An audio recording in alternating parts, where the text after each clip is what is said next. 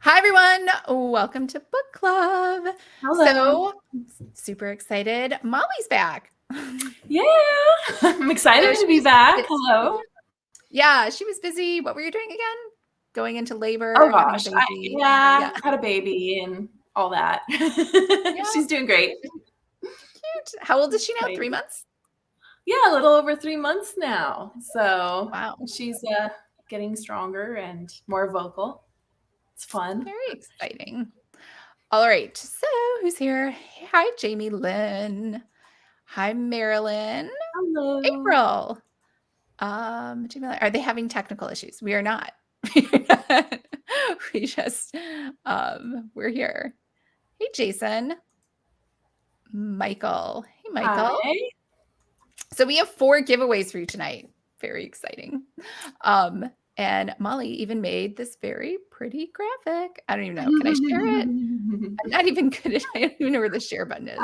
It's gone on here in so long. Starry, starry night. All right, so tonight we're talking about The Pumpkin Spell, which is book number 10 in the series, which I did feel a little lost. Did you feel a little lost? With all the characters at first, Yeah. for sure. Yeah. And I did. So if it makes you feel any better, I did read the first book and I was still kind of lost because they had fast forwarded so much, which was funny because obviously the books are super. This was like a really short read, I think. Right. But super short, but super cute. I liked it. Let us know in the comments what you gave it out of 5 stars, 5 being the best book ever, 1 being the worst book ever. And we'll sum it up, right? So yeah, sounds good. I can start. Okay, so Amelia is the name of the main character. Amelia spelled. All right. So in the very first book, Amelia inherits, so she doesn't even know she's a witch. So she inherits this house and she finds out she's a witch and she has magical powers. And she also at the same time inherits a bakery bakery. So they make cakes. Yeah. And so the funny part is that it was very odd because she has all these family obligations, but for some reason she grew up in foster care and without any parents or an orphanage or something. So I just thought it was odd that they found her. And obviously I'm talking about the first book, but I'm still how did they find her to give her the house, but they couldn't have helped her growing up, right? Yes. All we know is there was some obligation between grandparents for a spell to be done on Halloween. Right. So every year during Halloween, she has to give Marina Mercer from, I guess, somewhere else in New Zealand a spell on Halloween. And it can be whatever she wants. And I guess we missed last year where she had to do a love spell. Or in Australia. From Australia, for a husband. But I guess this year the marriage is totally going strong. So this year she wants to win a pumpkin contest. Right. The biggest and most attractive 2 parts, right? Well, the funny thing is she was like, oh, we have a Queensland blue pumpkin. And I've never heard of a blue pumpkin. I would think it has mold on it and I would not eat it, right? Maybe, or it might be one of the warty ones that have all the bumps all over it, special. Either way, I'm not eating a blue pumpkin. I would think there's something wrong with that. They can make pumpkin pie with those. Yeah, I didn't understand how it could be a blue pumpkin. So anyway, so she's like, okay, I'll make which I don't even know why she was like, well, why do you want it? I'm like, why does it matter? You have to do the wish, whatever she wants anyway. I know, no matter what. She's pretty much. A screening question. I'd be like, listen, lady, this is your job. Just do it. Right. And that's pretty much how Marina kind of was, huh? Yeah. So she had it was funny. She's like, she had stayed at the special hotel that specially caters to pumpkins, which dark and cold. Yeah. I mean, sometimes after Halloween, I remember growing up, we'd have pumpkins outside to decorate the yard. It would be months and those things would still be outside, just perfectly intact. Oh yeah. I don't know what's wrong with mine. Mine always seem to just mold over. Oh, you know what? I'm from the Midwest. It did, I guess winter did happen. So maybe that's a natural freezer refrigerator. Right. The colder, I guess, now that we know. Yeah, possibly. So anyways, so it takes forever to get to the murder. So first she does the spell to make it pretty, turns into a beautiful orange pumpkin. But in the meantime, for whatever reason, she goes over to her friend's house without her friend, which I didn't understand why she'd go alone. Right. like close a window for her. She comes back, her friend is missing, and there's a beautiful, big, huge orange pumpkin. So she's like, there's just a cell phone there next to it. So she's like, oh my God, I've turned my friend into a pumpkin. Right. So she like, but the thing is like, okay, let's say I was a witch and I accidentally thought I turned Molly into a pumpkin. Not only is she like the worst friend ever, she's like, oh, I'm so worried about it. But then she's like, oh, my husband made me a nice bubble bath. I'm going to relax. And then she's like, oh, I'm hungry. Eat. She's like, I mean, like, if I was Molly, I'd be really mad, right? And like, she didn't want to be tempted to eat her friend. Yeah. There was a little part where she was a little tempted to eat her friend. Yeah. I was like, this is the worst friend ever. That's but so funny. That's what I thought. Anyway, so finally they go to the pumpkin fair, and Bob, the farmer Bob, who always wins every year, is murdered. And he's been poisoned. And Marina, who she does the wishes for, has been framed for it. Yep. So then all of a sudden, even though she like complains about this woman, she's not very nice to her. She's like, why do you want the pumpkin? All of a sudden she's like, my friend has been framed for murder. So she's like, I'm going to help solve this because my friend has been, framed. Right. And in the meantime, her other friend, she thinks is still a pumpkin. Again, she's not like helping. She should like change her back into a person. That's the case. Yes. Like, let's first see if she wins first place though. Yeah. I mean, that was just like the dumbest thing ever. Or maybe I just thought that. Well, I thought it was weird if Camino got a special hotel room for her pumpkin, but yet she said, just keep it at your place. Right. That did, though, make her a little more suspicious, I guess. Yeah, so. That was true. So, so Detective Barrett, who it sounds like, I don't know why, it makes it sound like Detective Barrett wants them to do investigating for him. He's not, usually the cop is like, don't investigate or don't do that. But he like just keeps giving her information, right? Well, he kind of, she listens in, she eavesdrops a lot, and he kind of looks like he's annoyed, but he doesn't like straight out stop it or anything. So maybe he knows from previous books she's good at this. Yeah. So they start investigating, and I guess I was kind of annoyed. I don't know what other people thought, but I was kind of annoyed because like they go all into Pamela and her husband over the boundary dispute for where the lands go for the neighbors. Yeah. Then they get really into the son, who is estranged and doesn't really like the dad and doesn't say anything nice at the funeral. Right. And so they just keep going through all these people, like really investigating them. And then you find out the real murderer, Clara Crocker. I was like, wait, who is that? She's just someone who got passed over for city council and for the library board of directors or whatever. Right. She made just a brief appearance, I guess, near the beginning. Yeah. Which is why I always think I need to remember like all the suspects we come across, because it could be someone from up here, So yeah. So I don't know. I did like the story, even though I'm complaining, but I just felt like I didn't have enough information to have like maybe tried to solve it. Well, I guess aside from the mystery part, I didn't know what anybody looked like. So I was like superimposing faces from people on TV onto their like I didn't know the color of their hair or anything except for like Sheila Slunky.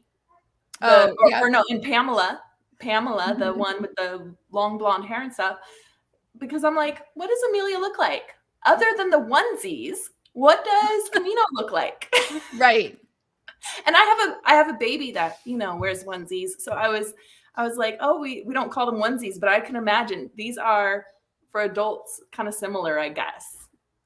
Like she was dressed like a pumpkin, right? Well, it was like a pumpkin. So it's kind of like snaps maybe underneath and over top. Yeah, suspenders maybe. Yeah. Yeah, because when she first came over and she's like, "Are you going to fit through the door?" And I was like, oh, "That's so mean! Like, why aren't you pumpkin?" Yeah. So I don't know. Let's check it and see what people said. Jason, a little and a house that I think is a character, which confused me. Yeah, I didn't know if it was a house or her grandmother or both. The grandma is the house. Yeah, she was like, my grandmother's going to say something. I think in the first book that never really came up. So I don't know it must be something new that happened later on. 3. April, I'm so glad I'd read the series and was only a book or 2 behind. Oh, that must have helped a lot. Yeah. Janet, I didn't read this one, but I've started reading the first one too. 3 stars. Marilyn, 3 stars. Jamie Lynn, 2, although the funeral was hilarious. Velma. April, the series is not her best, but it is fun. Good point. I hadn't thought about the lack of description in this book. Yeah, I didn't think about that either. I guess in my mind, I just was like, everyone is just white and brunette. Right. This series could be more fleshed out. Yeah, I think because it was so short, like when I put it on my Alexa to have it read it to me, it said the story was only 2 hours. So I was like, oh, it's a very short story. Yeah. Because I write short stories and mine are like usually 5 hours. So I was like, this is extra short. But to be fair, I do think that's because it was like a Halloween or like a holiday special instead of like. Well, and going back to the mystery part, I did think like with each of the suspects, it did go kind of rapidly where like, let's just go interview them. Let's just go see them. Let's just go do this rather than kind of like having the people naturally bring out their dislikes and what happens to them. It was all like, now we're going here. Now we're going here. Now we're going here. Who is it? You know, it was so many. Yeah, it was very quick and like, let me get this all in right enough. Oh yeah, it didn't provide enough suspense. Yeah, I think because it was like in a hurry, you didn't have any suspense. I mean, the only suspenseful part to me was worrying about her friend who she thought was a pumpkin, which clearly she did not care about. That was the cutest, most exciting part for me too. But I was like, oh, she was kidnapped. She had to have been. Just from the start when it turned back all the way to a seed. I was like, that's the clue. She's kidnapped. Yeah, I didn't pick up that. That was a surprise to me in the book. I was like, oh, I guess that makes sense now. Right. Most of Morgana books are very short. Oh, well, then I guess it's not just this one. They're all short. What else do we want to talk about in this book, even though it was short? So also like the relationship between the characters. We kind of learned throughout, I guess. Camino is paired up with Ruprecht, right? They must be Rupert, yeah. Must be like is that how you say it? So like they're the older couple, I guess, and they have a daughter named Mint who is grown. No, that's Time. Time has Mint, and she's grown up, and Time is with Dawson. And there's a Chris somewhere. Chris is the guy that's lost in my mind. I don't know who Chris is. I don't remember who Chris is. I know that. So Time is I think her best friend. So in the very first book, Time's the one that helps her run the cake business. Like she's been there before. She's been running it for years and like helps the business and bakes and stuff. So that's right. I remember briefly she said like, I work for her or she works for misspelled. Yeah. Amelia. Yeah. Amelia spelled. But I think there was also, who else was it? Oh, so Sheila the innkeeper, right? Yes. So that was like, I felt like they focused on her a lot as like one of the main characters or one of the main suspects because he had left her. I mean, I don't even know that that's realistic that a guy would be like, I'm going to leave bad Yelp reviews until you go on a date with me. I don't think it totally made me think of authors and how if we get bad reviews, we're like, is that like an enemy of us? Who is giving me all these bad reviews, you know? That's true. I thought that was creative how she did that because she's like, all you need is a different email address and, you know, they could totally slam your business. So I'm like, yeah, I could feel for that innkeeper saying that she had cockroaches and. Right. Oh, we figured it out. Jamie Lynn. Chris is a police officer. Maybe it's Chris Barrett, Detective Barrett. Is he a detective? Barrett or? I just know Barrett was the police guy. That was like always someone they were chatting with all the time. Right? Okay. Pretty sure. Who else was there? Also, I don't know how the magic works in this book, but I don't know why she didn't do more spells, right? So they get to the house, right? Yes. The house is locked, and instead they're like, let's go to the back door. I'm like, or you could just do it.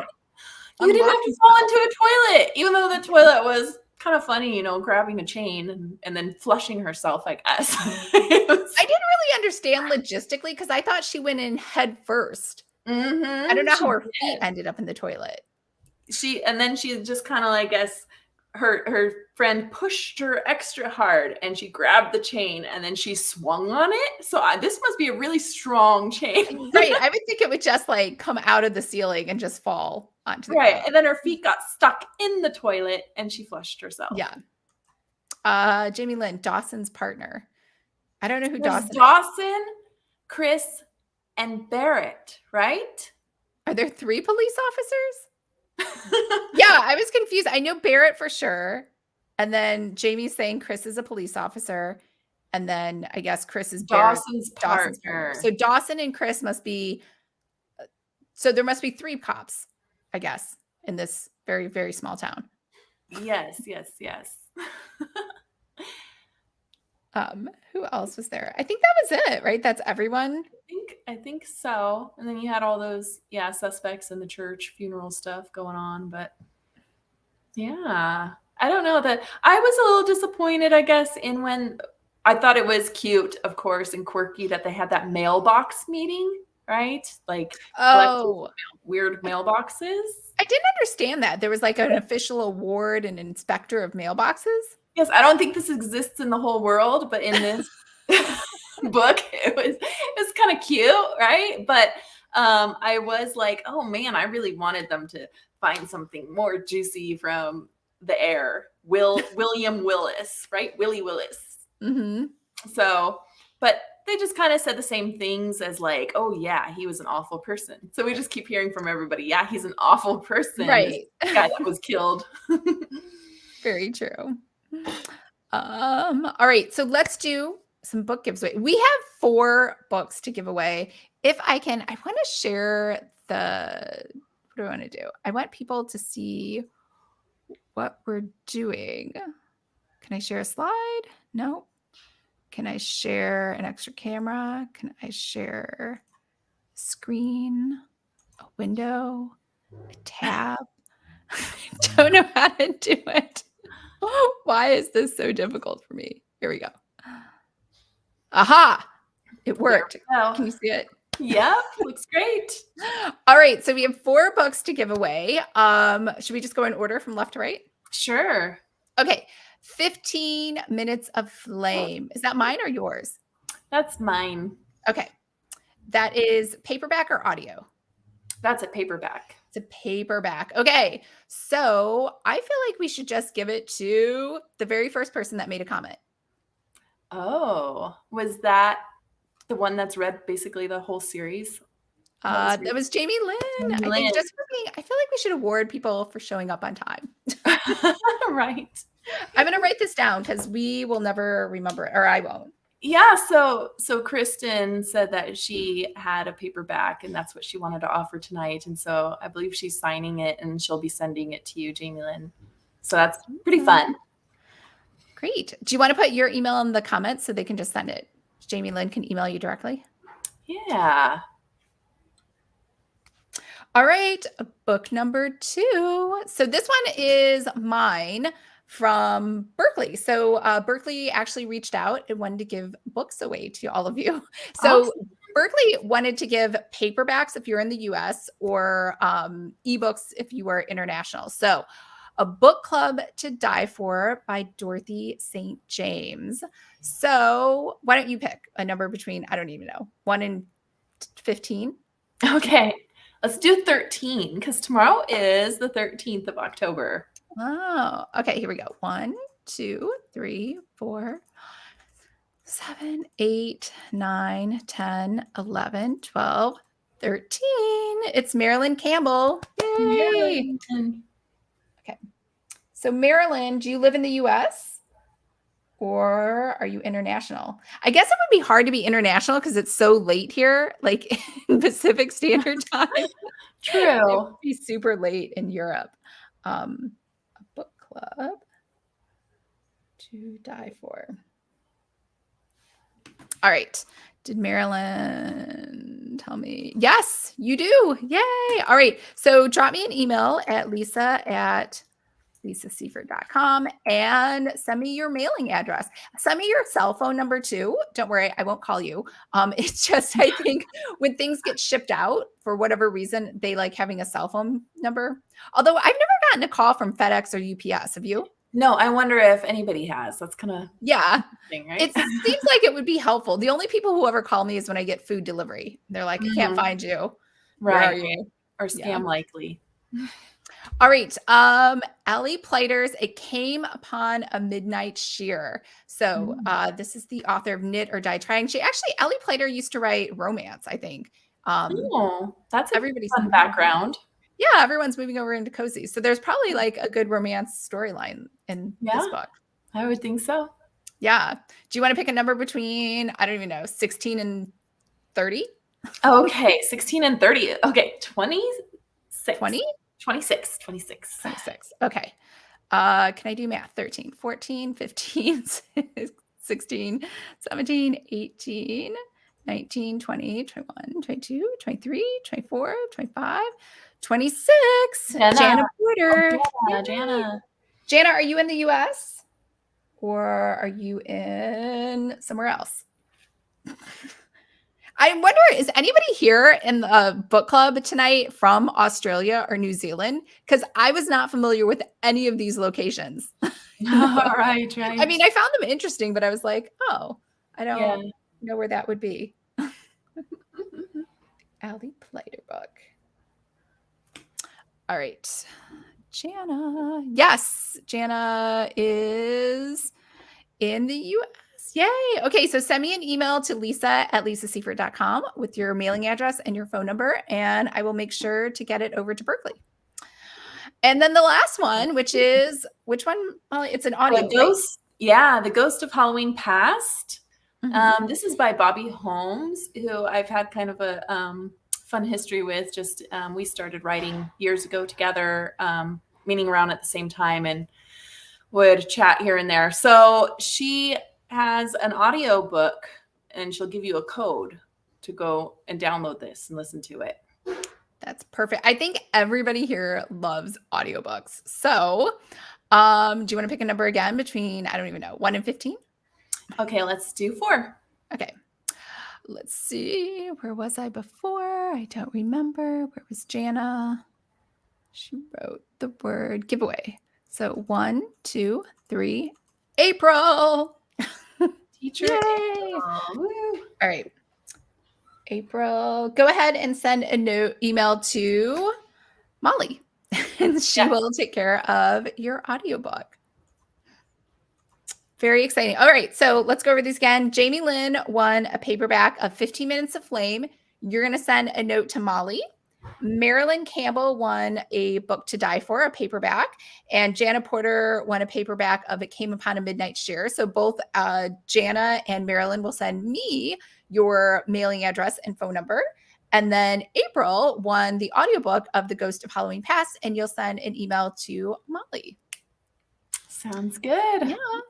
And then quick note, I'm sure you noticed we did not post, even though I made the video, we did not post the video for the November choices. We're taking a small hiatus. So we had a sponsor for book club. Our sponsor had to just take a small break. And we, I don't know if anyone can see, I'm actually moving at the end of the month. Oh, yeah. That's why your shelves are empty. Yeah, it looks like I've been robbed, but right. You used to have pink flowers and stuff. Yeah, there's like decorations. So anyway, it's a difficult time anyway this month for me, and then the holidays and everything else. So we're going to put everything just on hold for right now. Might be back in January. As soon as I know, I will definitely let you know in the Facebook group, but that will stay up and stay live and everything else. And in the meantime, we'll have a very good Thanksgiving and Halloween and all that. Yeah, for sure. Jana, are you back on YouTube? I am not. I only did that as a favor to be nice to the tea people. So they were very, very like, please do a video. So I was like, okay, which it only took me 5 minutes to film. So yeah, hope you're thank you. I hope so too. So I hope everyone's having a great day. Oh, second announcement. I forgot to say, I have two more announcements. One is the Cozy Accelerator. If you were an author and you're trying to get ready for NaNoWriMo, I've teamed up with Alana Terry, who did purchase the Cozy Mystery Writing course from Melissa. So that's in her like author success school right now. So I am teaching the Cozy Accelerator, which is just 1 week to get your story idea up and going, your outline, so you're ready to do NaNoWriMo. So that we're doing a webinar next Wednesday. So she's going to send me the link for that tomorrow. And then as soon as I have that, I will send that to everybody. I'll share it in the group. And then that course kicks off on Monday, the 24th. I know it's very last minute. I meant to do it earlier in this month. I had like just so much stuff going on here. I had to push it back, but it's going to be the 24th. Your story will be ready to go by the 31st.